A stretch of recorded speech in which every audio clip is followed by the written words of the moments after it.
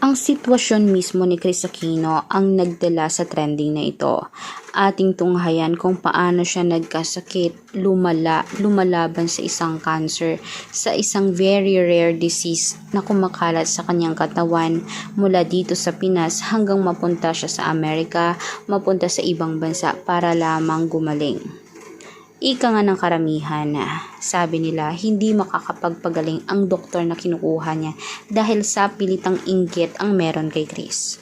Sino nga ba ang taong may inggit sa kanya? Bakit tinutubuan siya ng bulate? Lumalabas minsan, nasusukan niya, naduduwal niya, which is dapat wala umanong ganito. Pero gayon pa masabi ng doktor, ay may sakit talaga siya. Pero sabi ng mga netizen ng mga Pinoy, wala talaga. Alam nila, kitang-kita sa pagmumukha ni Kris, umiiba ang balat.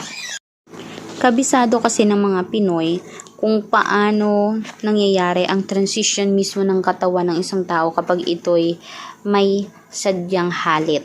O mas tinatawag na talagang like barang, ganun, parang minanika, parang nilagyan mismo talaga, yung sakit niya is talagang kontrolado ng isang masamang gawain.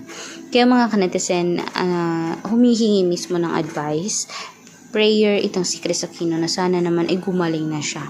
Matagal na siyang lumalaban sa sakit niya. Itinatago lamang niya ito sa kanyang mga ngiti sa social media, pero gayon pa man, ang sakit ni Kris ay under observation pa rin. Wala talagang klaro kung saan man ito nanggaling.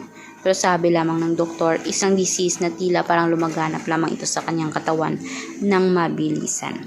Kaya anong masasabi niyo dito mga kanetizen? I-click ang subscribe button, i-tap ang notification bell para for more videos updates. Maraming salamat po mga kanetizen.